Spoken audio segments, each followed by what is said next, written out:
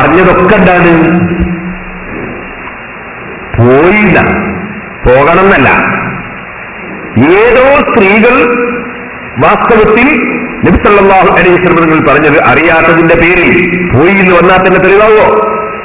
അതുപോലെ നബി സല്ലല്ലാഹു അലൈഹി വസല്ലം വീടാണ് ഖൈർ എന്ന് പറയുന്നതിന് മുമ്പ് കാലത്ത് പോയ സംഭവങ്ങളുണ്ട്. അത് തെളിവാകുമോ? അത് തെളിവായി ഉദ്ധരിക്കാൻ പറ്റുമോ? സ്ത്രീകൾ പള്ളിയിൽ പോകുന്നത്, ജുമാ ജമാഅത്തിന് പോകുന്നത് പുണ്യമാണ് എന്നതിന് അത് തെളിവാക്കാൻ പറ്റുമോ?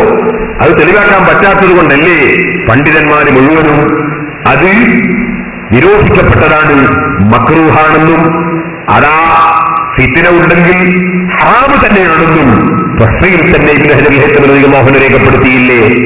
മഫാസിദു ഖുറൂജിഹിന്നൽ ആന മുഹഖഖത്തുൻ, ഇന്ന് സ്ത്രീകൾ പുറപ്പെടുന്നതിനാലുള്ള ഫസാദ് ഉറപ്പാണ്. അതുകൊണ്ട് അതാ തഹ്രീം ഹറാമാണെന്ന് പ്രഖ്യാപിക്കൽ കൊണ്ട് മുറിക്കണമെന്ന് വരെ കിഫായത്തുൽ അഖ്യാറിൽ ഇമാം ഹിസ്നി റളിയല്ലാഹു അൻഹു രേഖപ്പെടുത്തിയില്ലേ? അത് ഇമാം ഇബ്നു ഹജർ റളിയല്ലാഹു അൻഹു പോലും എടുത്തുദ്ധരിച്ച് അതിനെ സപ്പോർട്ട് ചെയ്തില്ലേ സഹോദരന്മാരെ? അതുപോലെ എത്ര പണ്ഡിതന്മാരാണ് കാര്യം പറഞ്ഞത്. മൗലവിന്റെ വേറെ ഒരു രസം കേൾക്കണോ നിങ്ങൾക്ക്? മൗലവി പറയുന്നത് കിട്ടിപ്പോയി, അത് ചോദിച്ച പിന്നിൽ സ്ത്രീകളില്ലെങ്കിൽ എന്നാ പറയുന്നത്.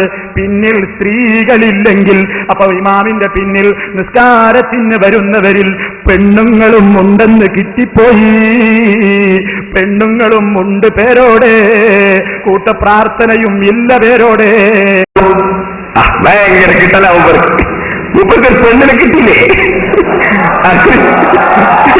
അതൊരു ചെറിയ കിട്ടലാ, ഭയങ്കര കിട്ടലല്ലേ കിട്ടിയത്. മൗലവി നബി സല്ലല്ലാഹു അലൈഹി വസല്ലം തങ്ങളുടെ കാലത്ത് പിന്നിൽ പെണ്ണ് ഉണ്ടെന്നാ വരുന്നതെങ്കിൽ നബി തങ്ങൾ എഴുന്നേറ്റ് പോയിട്ട് ഇല്ലാതല്ലേ കിട്ടുക പറഞ്ഞവരാണെങ്കിൽ, അപ്പൊ എഴുന്നേറ്റ് പോയിട്ട് ഇല്ലാതല്ലേ കിട്ടുക, രണ്ടും കൂടി എങ്ങനെ കിട്ടുക? അത് ഞാൻ മുൻപ് വിശദീകരിച്ചിട്ടുണ്ട്. ഒരിക്കലും രണ്ടും കൂടി കിട്ടൂല ഉറപ്പാ. ഇന്ന് അങ്ങൾക്കൊന്ന് കേൾക്കണോ? ഞാനൊരു ആയത്തോടാ. എന്താ ആയത്തറിയോ? വലക്കും നിസ്സുമാ തറക്കാസുവാദുക്കും ഇല്ലം യകുൻ ലഹുന്ന വലദ്. അല്ലാഹു പറയാണ് വലക്കും നിസ്സുമാ തറക്കാസുവാദ്. ഒരു സ്ത്രീ, ഒരു ഭാര്യ മരിച്ചുപോയി. ഇങ്ങനെ ഭാര്യ മരിച്ചുപോയാൽ നിങ്ങൾക്ക് ഭാര്യയുടെ പകുതി അവകാശമുണ്ട്. എപ്പോ? ഇല്ലം യകുൻ ലഹുന്ന വലദുൻ, ആ ഭാര്യയ്ക്ക് മക്കള് ഇല്ലെങ്കിൽ. അപ്പൊ മൗലവിക്ക് എന്ത് കിട്ടിപ്പോയി? മക്കളുണ്ട് എന്ന് കിട്ടിപ്പോയി. കാരണം മക്കളില്ലെങ്കിൽ പകുതി അവകാശമാണ് എന്ന് ഖുർആൻ പറയുമ്പോ മൗലവിക്ക് എന്ത് മനസ്സിലാവൂ? മരിച്ച പെണ്ണിന് മക്കളുണ്ടെന്ന് കിട്ടിപ്പോയി. കാരണം മക്കളില്ലെങ്കിൽ എന്ന് പറഞ്ഞിട്ടുണ്ടല്ലോ. അപ്പൊ മക്കളില്ലെങ്കിൽ എന്ന് പറയും, മക്കളുണ്ട് എന്ന് കിട്ടുമോ മൗലവി? എന്താണ് ചാർജ്? എവിടെയാ തലച്ചോട് കൊണ്ടുപോയിട്ട് പണയം വെച്ചത്? ഒരു സാധനം ഇല്ലെങ്കിൽ എന്ന് പറയുമ്പോൾ ഉണ്ട് എന്ന് കിട്ടുമോ? സുബ്ഹാന ജല്ല ജലാലു. വല്ലാത്ത കിട്ടലിന് കിട്ടിപ്പോയി മൗലവിക്ക്. ഇനിയുണ്ട് ഖുർആൻ അങ്ങനത്തെ ഒരുപാട് സ്ഥലം. വലഹുന്ന റുബു മിമ്മാ തറകതും ഇല്ലം യകുൻ ലക്കും വലദ്. നിങ്ങളുടെ ഭാര്യമാർക്ക് നിങ്ങൾ ഒഴിച്ചിരുന്ന സ്വത്തിന്റെ നാലിലൊന്നുണ്ട്. ഇല്ലം യകുൻ ലക്കും വലദ്, നിങ്ങൾക്ക് മക്കളില്ലെങ്കിൽ. ഇപ്പൊ മൗലവിക്ക് എന്തിട്ടി? നമുക്കെല്ലാം മക്കളുണ്ട് എന്നിട്ടി. മരിച്ച പയ്യത്തിന് മക്കളുണ്ട് എന്നിട്ട്. കാരണം മരിച്ച പയ്യത്തിന് മക്കളില്ലെങ്കിൽ ഭാര്യക്ക് നാലിലൊന്ന്. മരിച്ച പയ്യത്ത് ഭാര്യയാണെങ്കിൽ അവർക്ക് മക്കളില്ലെങ്കിൽ ഭർത്താവിന് പകുതിയും. ഇപ്പൊ മൗലവിക്ക് എന്താ കിട്ടുക? മരിച്ച പയ്യത്തിന് മക്കളുണ്ട് എന്ന് കിട്ടൂ.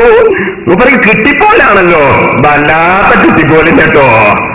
ഇനി മൗലവി, ഞാൻ അന്ന് തന്നെ പറഞ്ഞിരുന്നു, അത് ഫിഖ്ഹിന്റെ കിതാബിലുള്ള ഒരു ഇബാറത്താണ്. ആ ഇബാറത്തിന് എന്തെങ്കിലും ഒരു സാധ്യത ഉണ്ടായാൽ മതി എന്ന നിലക്ക് ഞാൻ അന്ന് തന്നെ പറഞ്ഞിരുന്നു, വെറും പള്ളിയിലെ മസല മാത്രമാണോ ഫിഖ്ഹിന്റെ കിതാബിൽ പറയുന്നത്?